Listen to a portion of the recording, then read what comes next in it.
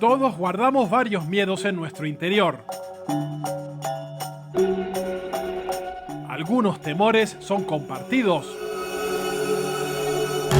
Otros son únicos y extraños. Hay miedos infundados y también fobias que nacen tras un trauma. Algunos nos paralizan y otros ni siquiera sabemos que están.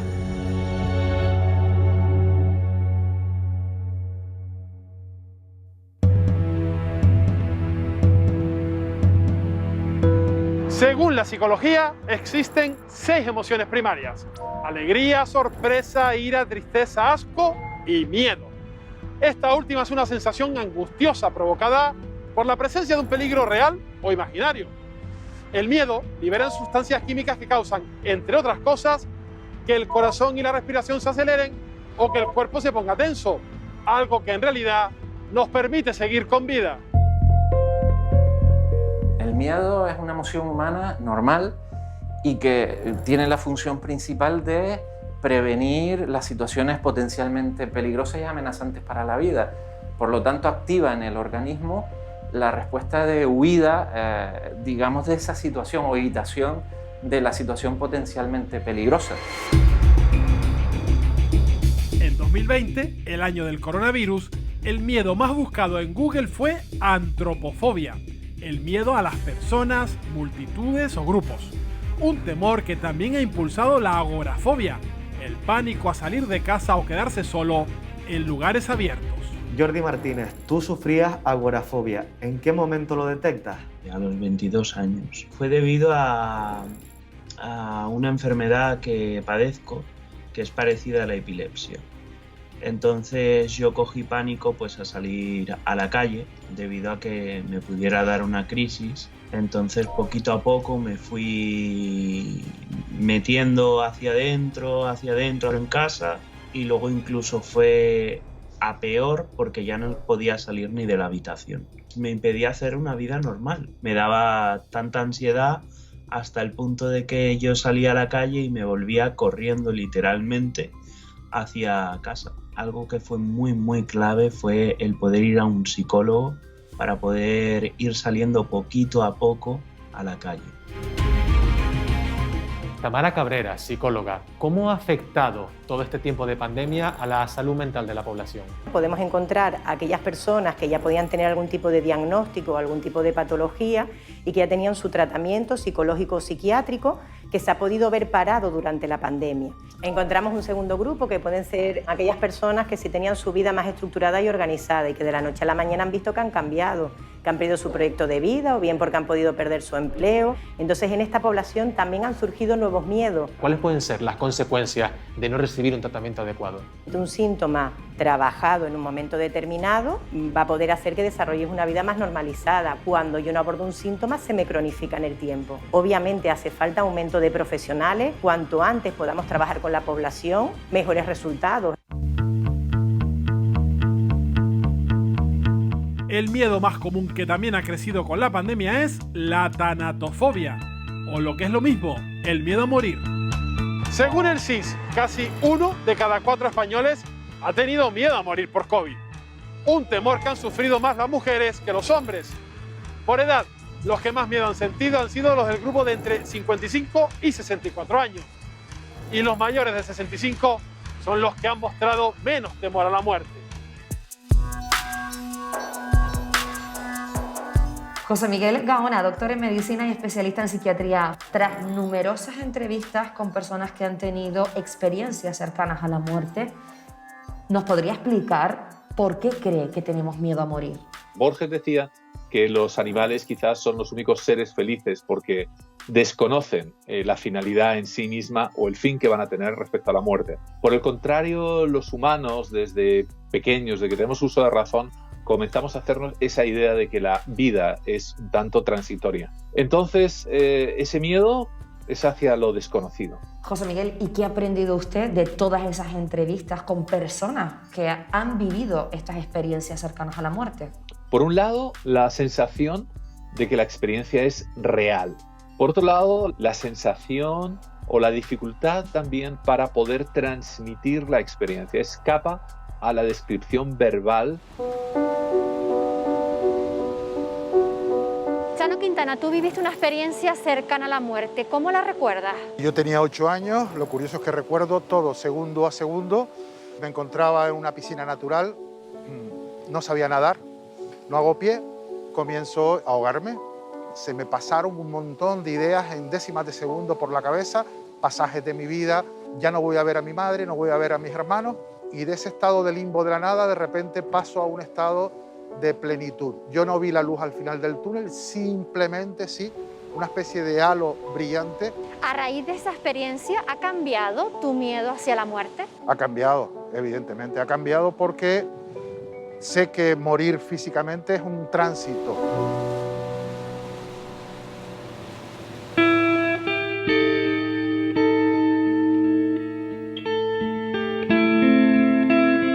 A los españoles hay algo que nos asusta más que morir, y es el miedo a perder a un ser querido.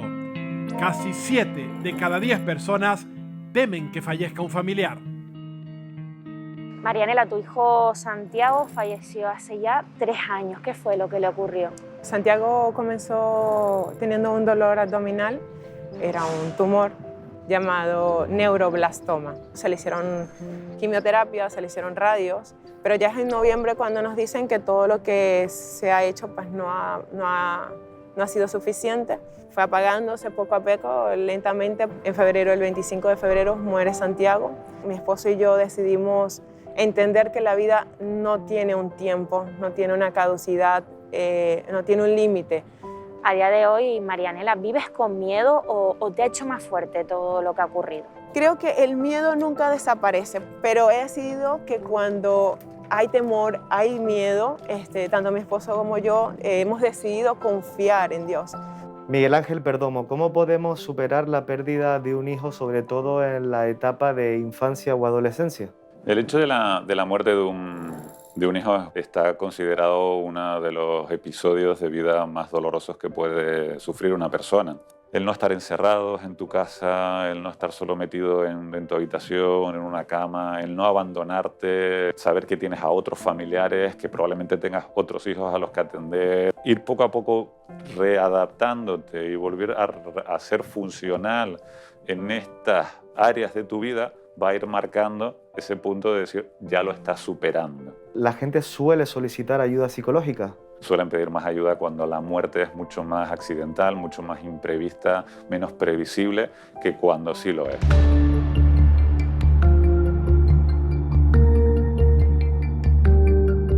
El miedo a morir ayuda a sufrir la nosofobia, es decir, el temor recurrente y persistente a contraer una enfermedad. La que más nos asusta es el cáncer. ¿Qué tipo de cáncer tienes? Yo tengo un cáncer de mama de tipo hormonal, con receptores de RH positivo. La primera reacción que tuve fue decir que se habían equivocado. Entonces te quedas con eso como pensando que no lo vas a tener tú, que eso le pasa a otra persona pero a ti no. Y hasta pasaba por mi cabeza de decir, yo no me lo quito, yo no me meto en una operación ni nada porque pensaba que no era cierto. ¿Llegaste a sentir miedo? Sí, mucho. No sabía lo que iba a pasar. A terapia yo no pensaba venir y a través de una señora que conocí por la calle, casualmente me lo comentó. Yo vine y la verdad que me gustó todo. Justo ahora tienes consulta. Sí. ¿Te podemos acompañar? Sí, sí, por supuesto. Vamos.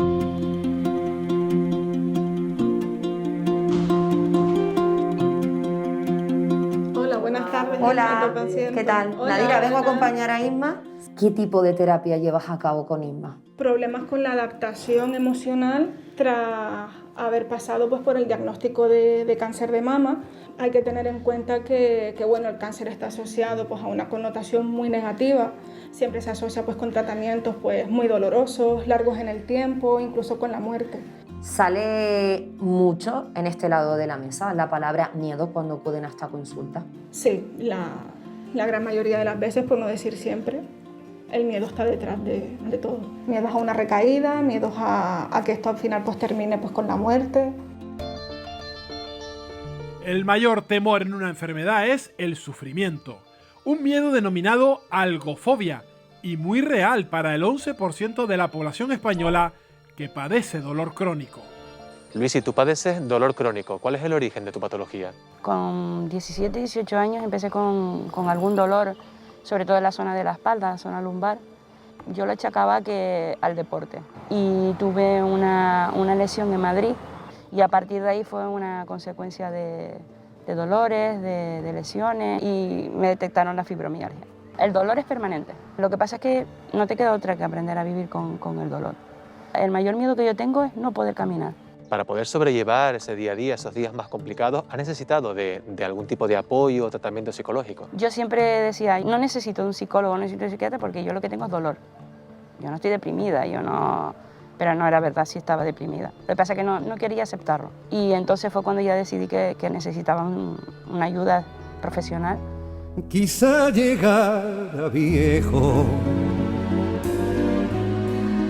sería más llevadero. Solemos relacionar la enfermedad, el sufrimiento y la muerte con la edad. Y eso influye en que otro de los grandes temores de los humanos sea la gerantofobia, el miedo a envejecer. Arruga muy fuerte, por favor, hacia arriba. ¿Ves? Cuando levantas la ceja, ves cómo se van marcando esas líneas. Pues eso es lo que vamos a tratar con la toxina botulínica.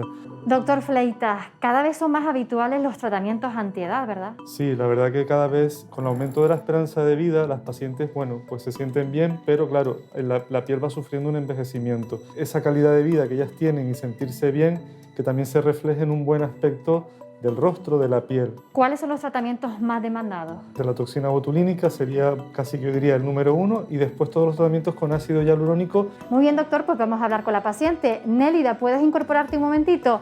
Sí. Tienes 70 años y este no es el primer tratamiento que te haces, ¿verdad? No, ya me he hecho anteriormente.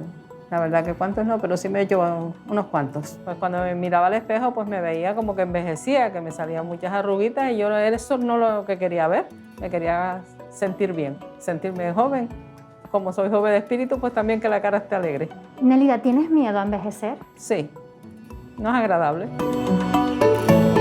Lo que más miedo nos da es que con la edad se incrementen nuestras debilidades. Es natural en cierto sentido porque todos tememos situaciones en las que presumiblemente vamos a perder capacidades, vamos a perder condiciones, vamos a perder toda una serie de valores que nosotros habíamos desarrollado a lo largo de la vida. También la vejez nos pone en un horizonte que es la muerte y la muerte también provoca un temor, ¿no?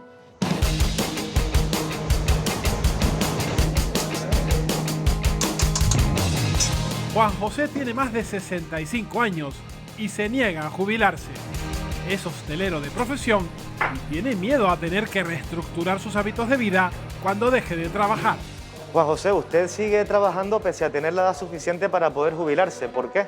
Yo empecé muy joven con esto y de alguna forma te habitúas y trabajas a gusto. Todavía tengo fuerza para seguir, ¿no? Tenemos aquí 11 trabajadores y son gente que llevan conmigo más de 20 años. Y entonces me fastidia también cerrar esto y que se vayan, ¿no? Juan José, ¿cómo cree usted que se sentiría el día que se jubile? A todos se adapta uno. Pero bueno, también tienes que respetar la edad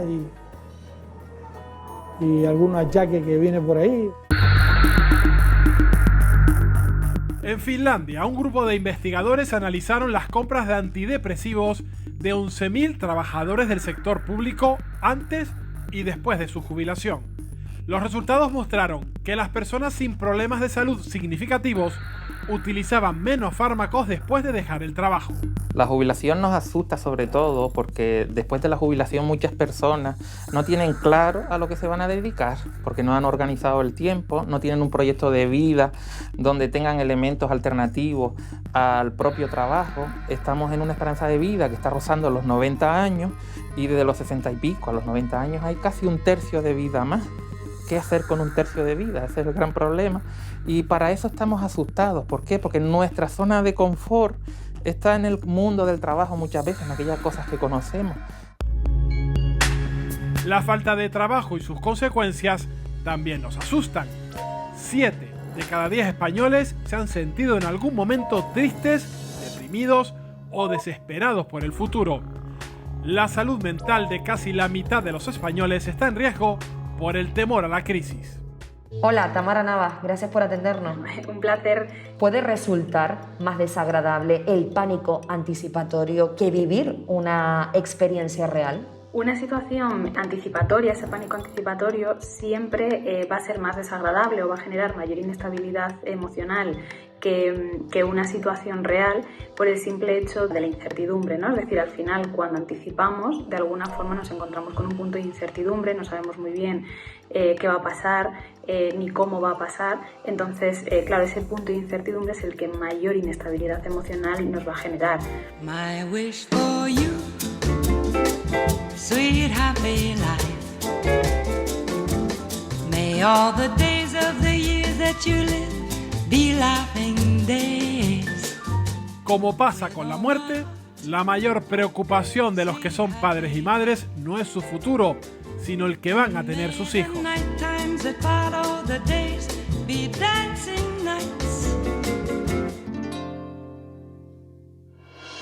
Canarias es la comunidad autónoma con la mayor tasa de paro juvenil del país. 6 de cada 10 menores de 24 años que buscan un empleo no lo encuentran. Una preocupación que afecta al proyecto de vida de los jóvenes y preocupa a sus familiares. Los padres nos preocupamos, sentimos muchísimo miedo e incertidumbre porque es un futuro incierto, desesperanzador. Creo que los jóvenes son los que más lo sufren. Están a un paso de terminar sus estudios y ven que no hay salida. Quien le exigimos es al gobierno que actualicen la forma de evaluar de los niños y que se adapten pues, precisamente a esa formación de futuro que van a necesitar. Ante este panorama laboral, los jóvenes se sienten más presionados para destacar. Tienen más facilidad de sufrir atiquifobia, el miedo al fracaso. María, ¿cuánto tiempo llevas tú lidiando con la ansiedad, con el miedo al fracaso? Bueno, todo empezó cuando yo era muy jovencita, enfocado al ámbito académico. A mí me daba pánico sacar menos de un 8 en un examen. A medida que he ido creciendo, se ha extendido a otros ámbitos. Cualquier atisbo de lo que puede ser hacer sentir mal a otra persona por mi trabajo, para mí supone un problema muy grave, o sea, me bloqueo mentalmente. Para poder afrontar ese tipo de situaciones, ¿has recurrido a algún tipo de apoyo, de tratamiento? Yo sufrí un desorden alimenticio durante mi adolescencia y ahí empezó mi andanza en la psicología. Y ahora que la ansiedad se manifiesta de otra manera, a lo mejor bloques mentales, entonces acudí a un psicólogo especializado en terapia conductual. Yo sí digo que se supera. Lo que pasa es que uno tiene que entregarse a la terapia.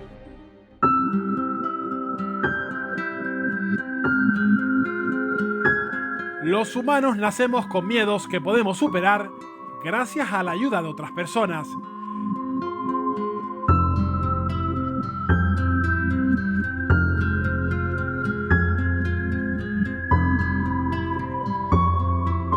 Seres queridos que también han acumulado temores a lo largo de su vida y que ahora intentan no transmitirlos.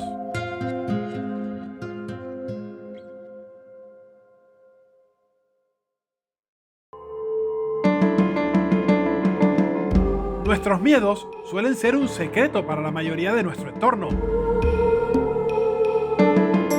Aunque a veces nuestras preocupaciones no son únicas. la sociedad genera incertidumbres y problemas comunes que hacen que la mayoría compartamos los mismos temores.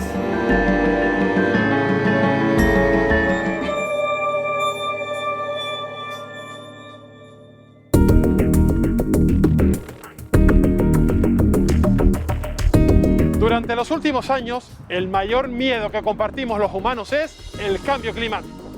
El 67% de las personas encuestadas en 26 países considera que el calentamiento global es el problema más grave al que se enfrenta el planeta. Una preocupación que genera una fobia que los expertos han denominado ecoansiedad.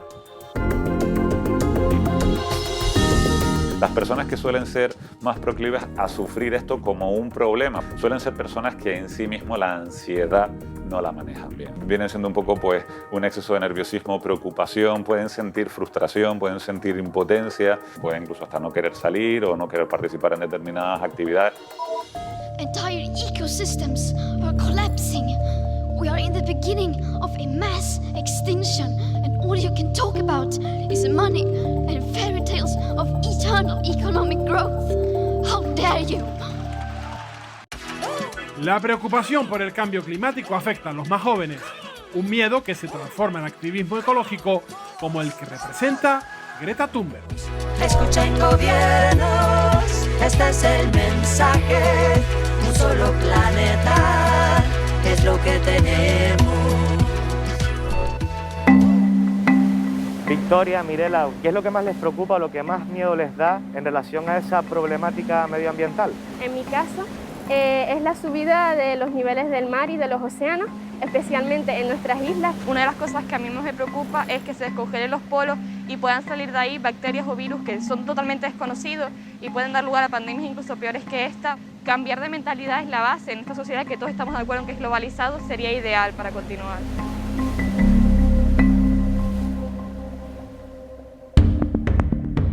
Pese a que es la mayor preocupación de la humanidad, el cambio climático sigue avanzando. El miedo no es capaz de impulsar un cambio radical de nuestro modo de vida. Emiliano, ¿por qué el miedo no funciona para hacer cambiar nuestras actividades más contaminantes?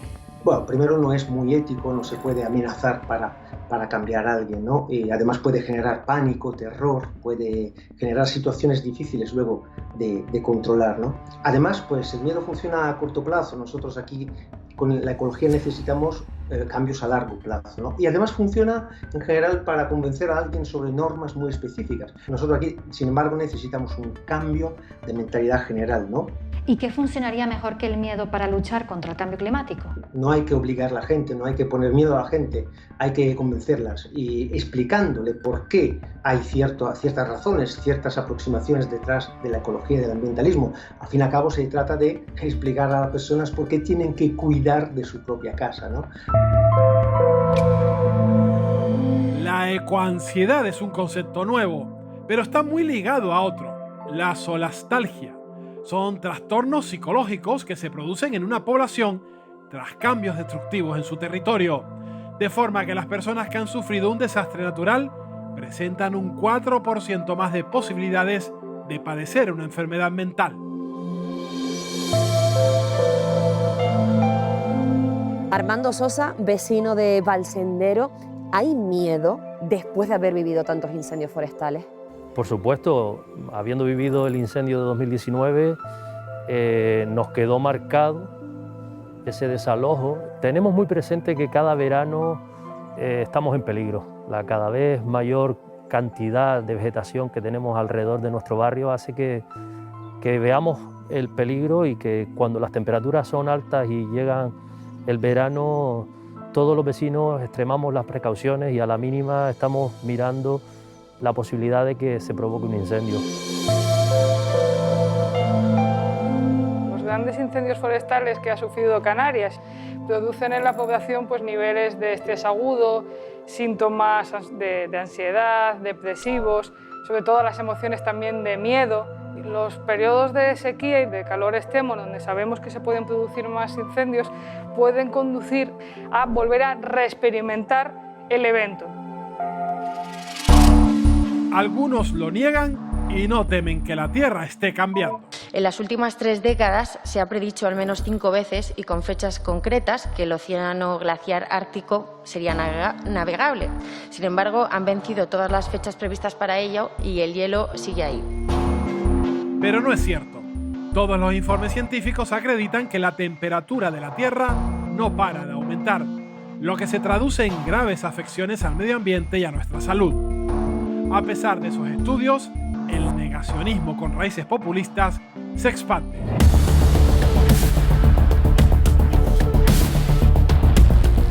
En todo el planeta, los movimientos populistas y de extrema derecha ganan adeptos y surgen nuevos temores porque algunos creen que su mensaje de odio hacia algunas minorías se extienda aún más.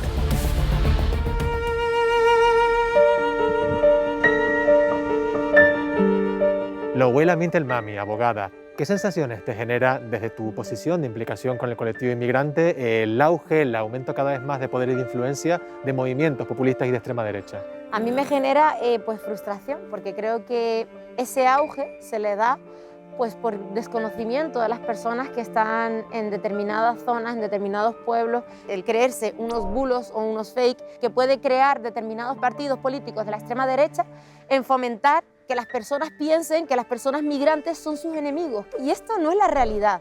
De estos miedos que no solo se trasladan hacia la población canaria, sino que también ese miedo se traslada al mismo colectivo de personas migrantes. ¿Cómo se puede poner en contraposición siempre la xenofobia, el racismo y todo esto que se ha generado para que unos pocos se beneficien y puedan tener auge en su partido político en un Congreso de los Diputados?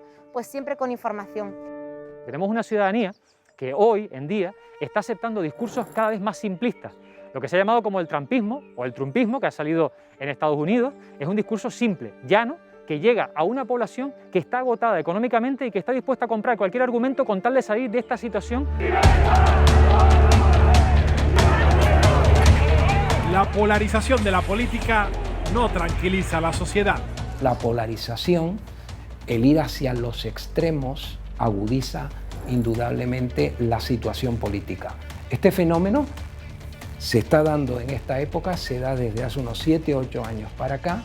Esa tendencia la estamos viendo en Italia, en Francia, indudablemente. ¿Por qué se da en esta situación? Yo creo que tiene que ver con ese hartazgo de la política tradicional y el tema de la crisis económica. Yo creo que eso es fundamental.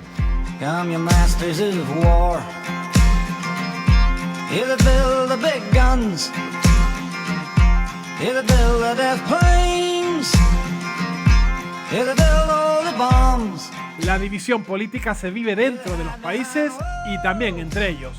Se fomenta así otro de los grandes miedos colectivos, una guerra mundial. Profesor Lucas Pérez, ¿hay razones actualmente para que exista un miedo a un conflicto armado internacional? Sí es verdad que estamos viviendo un momento de desestabilización en el que un conflicto armado entre estados al modo clásico parece difícil que se pueda ver, pero sí que es verdad que conceptos como la guerra híbrida o también las zonas grises sí que está produciéndose y puede provocar nerviosismo en los gobiernos y malas relaciones entre los grandes bloques geoestratégicos. Y estamos viéndolo en el este de Europa, estamos viéndolo en África, estamos viéndolo en Asia con el golpe de Estado de Birmania, estamos viéndolo en Latinoamérica con lo que está viviendo en Colombia o en otros países que también tienen una gran crisis económica. ¿Y cuál es el riesgo del que estamos hablando? Yo creo que sí podríamos decir que es más un riesgo medio bajo, porque no creo que esas situaciones internas que se pueden vivir se trasladen hacia posibles conflictos armados entre estados, que es más difícil ahora mismo.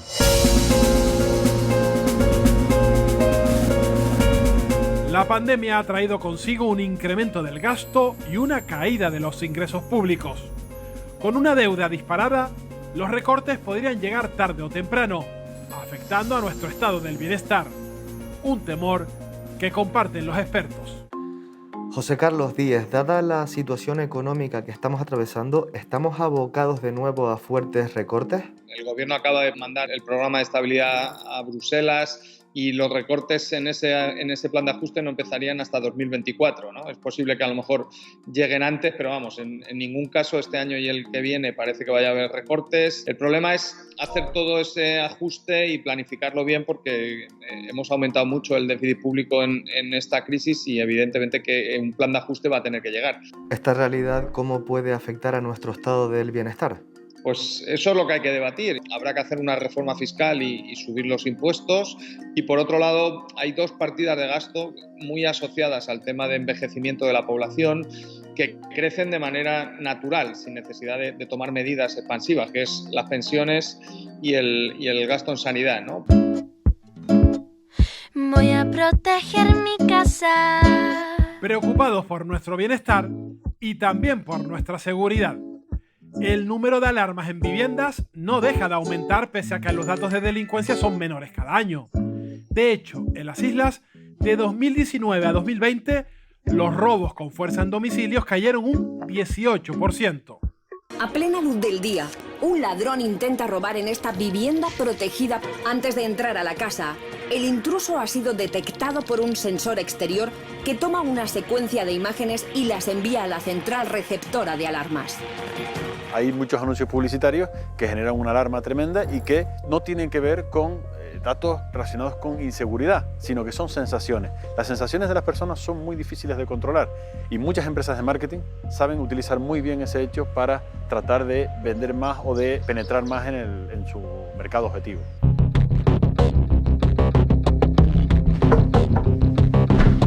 Sara, pasa. Laura, en este último año has instalado un sistema de seguridad en tu vivienda. ¿Qué es lo que te llevó a dar ese paso? Pues un poco la sensación esta de inseguridad, los tiempos estos tan convulsos que estamos viviendo. Pues sabes que te vas de casa, la dejas conectada y en cualquier caso en que intenten entrar, pues sobre la marcha avisan a policía o guardia civil y ya luego pues sobre la marcha contactan conmigo. El tema de la publicidad, quieras que no, pues te incita un poco a instalarla, a mirarlo. ¿Crees que hay gente de esta zona en concreto que tiene miedo a que entren en sus casas? No sé si ha ocurrido algún episodio. Sí conozco de algún episodio, pero vamos, son básicamente hechos puntuales. Al intentar entrar y saltar la alarma, pues se han ido, no se ha llegado a consumar el robo.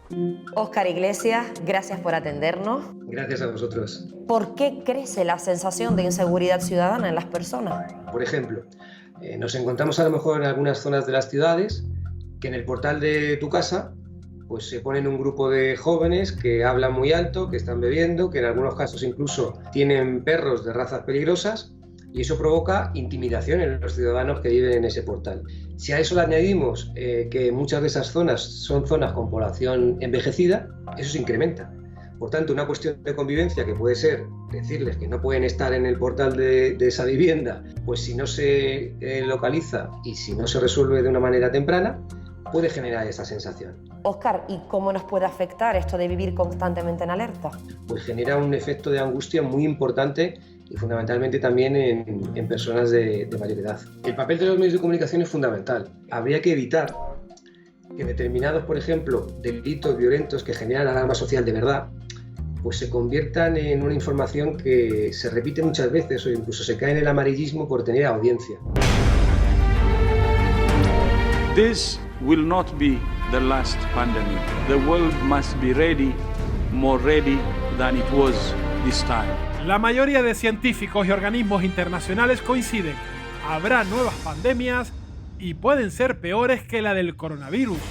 Se calcula que podrían existir 1,7 millones de virus sin descubrir en aves y mamíferos, de los que 850.000 podrían tener la capacidad de infectar al ser humano. Un gran temor sería que surgiese un virus que se transmitiese muy bien y que fuese muy patogénico, ¿no? ¿Esto puede ocurrir? Esperemos que no, aunque hay variantes de la gripe que sabemos que podrían tener este potencial, ¿no? ¿Se está haciendo lo suficiente en España a nivel de inversión en ciencia para poder anticiparnos a situaciones como esa? En España se ha invertido menos en ciencia que en otros países de nuestro entorno. El riesgo que tenemos ahora es que esto acabe siendo un poco cortoplacista, ¿no? Porque ahora está llegando una inyección importante de dinero de Europa, pero ¿qué pasará dentro de pocos años, ¿no? Si esto deja de ocurrir?